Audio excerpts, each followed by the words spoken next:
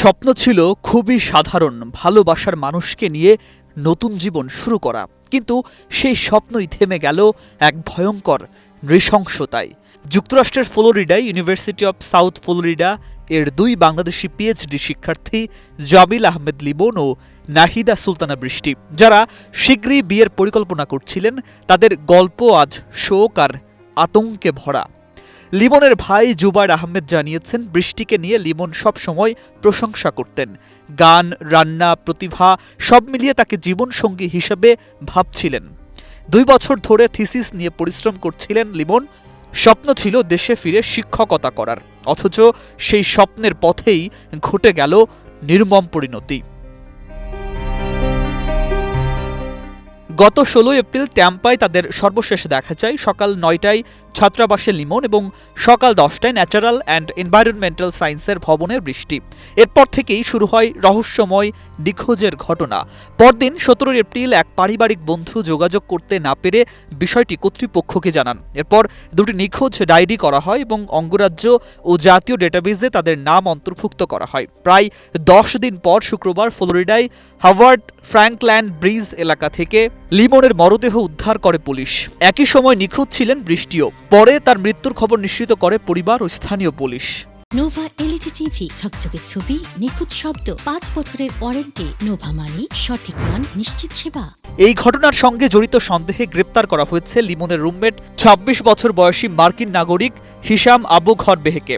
হিলসবার্গ country sheriff's office জানায়, জিজ্ঞাসাবাদের পর তার দেয়া তথ্যের ভিত্তিতেই মরদেহ উদ্ধার করা সম্ভব হয়।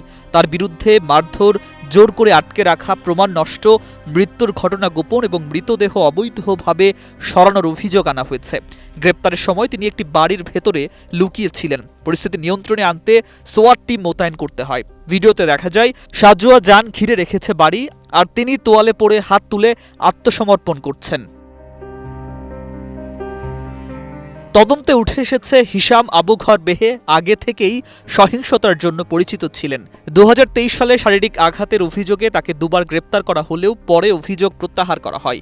তার নিজের পরিবারও তার আচরণে আতঙ্কিত ছিল। ভাই আদালতের কাছে নিষেধাজ্ঞা চেয়ে আবেদন করেছিলেন, যাতে তিনি বাড়ির কাছাকাছি যেতে না পারেন। যদিও সেই নিষেধাজ্ঞার মেয়াদ শেষ হলে তা নবায়নের আবেদন আদালতে খারিজ করে। পুলিশ বলছে, তার অপরাধপ্রবণ অতীত তাকে সিরিয়াল অফেন্ডার হিসাবে চিহ্নিত করে। এমনকি পারিবারিক সহিংসতার অভিযোগে পুলিশ তার বাড়িতে গেলে তিনি নিজেকে অস্ত্রসহ অবরুদ্ধ করে ফেলেন। সবচেয়ে ভয়াবহ তথ্য এসেছে বৃষ্টির মৃত্যুকে ঘিরে। তার ভাই জাহিদ হাসান প্রান্ত জানিয়েছেন, হিশামের বাসা থেকে পাওয়া রক্তের নমুনার সঙ্গে বৃষ্টির ডিএনএ মিলেছে, যা তার মৃত্যুকে নিশ্চিত করেছে। লিমনের মরদেহ সেতুর নিচ থেকে খণ্ডিত অবস্থায় উদ্ধার হওয়া এবং বৃষ্টির সম্ভাব্য একই পরিণতির আশঙ্কা এই ঘটনাকে আরও শিউরে ওঠার মতো করে তুলেছে।